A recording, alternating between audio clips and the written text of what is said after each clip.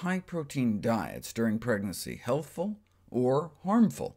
A question answered about 40 years ago in the infamous Harlem trial of 1976, a randomized controlled trial of nutritional supplementation in pregnancy in a poor black urban population.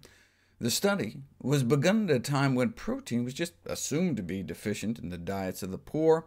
Had they actually analyzed their diets before they started, they would have realized that wasn't true, but why let facts get in the way of assumptions? So they split poor black pregnant women into 3 groups and gave them an extra 40 grams of animal protein a day, and basically a couple cans of Ensure, versus about 6 extra grams of animal protein, or no extra protein, and sat back and watched what happened.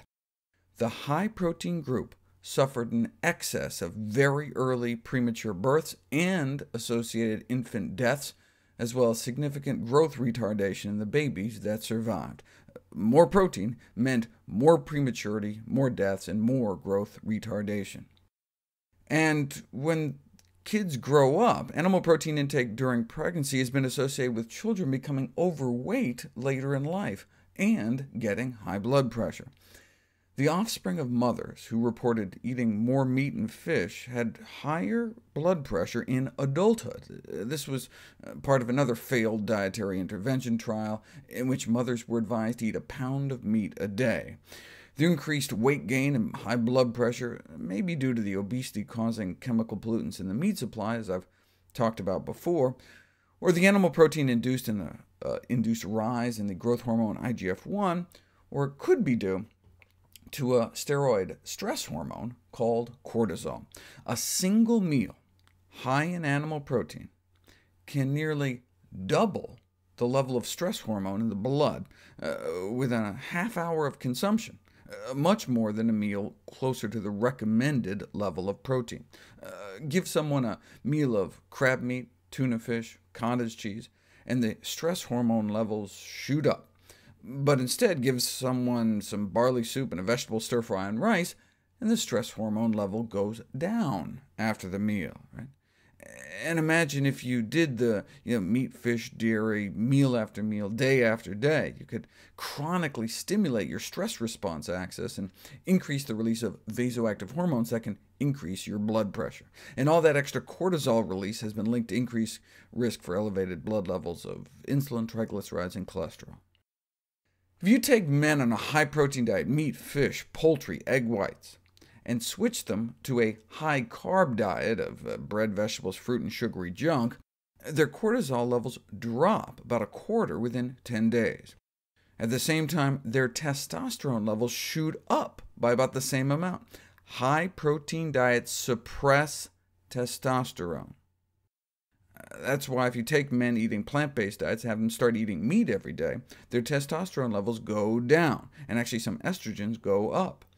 That's why bodybuilders can get such low testosterone levels. It's not the steroids they're taking. If you look at natural bodybuilders who don't use steroids, 75% drop in testosterone levels in the months leading up to a competition. Right? Testosterone levels cut by more than half.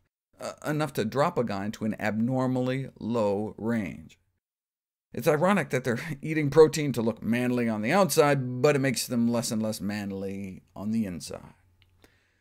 And from an obesity standpoint in general, a drop in testosterone levels may increase the risk of gaining weight, gaining body fat. What does cortisol have to do with weight? Well, there's actually a disease caused by having too much cortisol called Cushing syndrome. And this is kind of a before and after in terms of abdominal obesity, which is most of that white. Even in normal women, though, chronic stress, chronic high cortisol levels can contribute to obesity. And if they're pregnant, high meat, low-carb diets may increase cortisol levels in the mom, which can lead to inappropriate fetal exposure to cortisol, which in turn can affect the developing fetus, resetting their whole stress response thermostat, leading to higher cortisol levels their whole life, which can have serious health consequences. It can stick with them their whole lives. And indeed, that's what they found. Every maternal daily portion of meat and fish was associated with 5% higher cortisol levels in their children, as much as 30 years later, though green vegetable consumption was found to be protective. Higher meat and fish consumption, like 3 servings a day compared to 1 or 2, was associated with significantly higher cortisol levels, but eating greens every day appeared to blunt some of that excess stress response. And the adult children of mothers who ate a lot of meat during pregnancy don't just walk around with higher stress hormone levels, but also appear to react more negatively to whatever life throws at them. If you put them through that trier test, which involves public speaking in front of a panel of judges, followed by a live math exercise, here's the stress hormone responses in those moms who ate less than 2 servings of meat a day, versus about 2 a day, versus about 2 to 3 servings a day. Note before the test started, the 2 lower mother meat groups started out about the same, just walking around, but their exaggerated cortisol responses was laid bare when exposed to a stressful situation. Now, the real-world effects of this is that after that sort of test, if you give people their own private snack buffet with fruits and veggies versus fatty, sugary comfort foods like chocolate cake, guess who eats less fruits and veggies? Those who have these high chronic stress levels. Cortisol has been implicated as a factor in motivating food intake, even when you're not really hungry.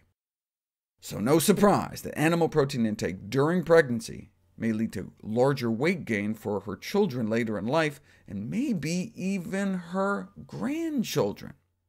That's how much the stress axis can get mucked around. Recent evidence suggests that the long-term adverse consequences may not be limited to one generation. The diet of a pregnant mother may affect the development and disease risk of her children and even her grandchildren. Ultimately, these findings may shed light on a rapidly expanding epidemics of diabetes, obesity, and heart disease.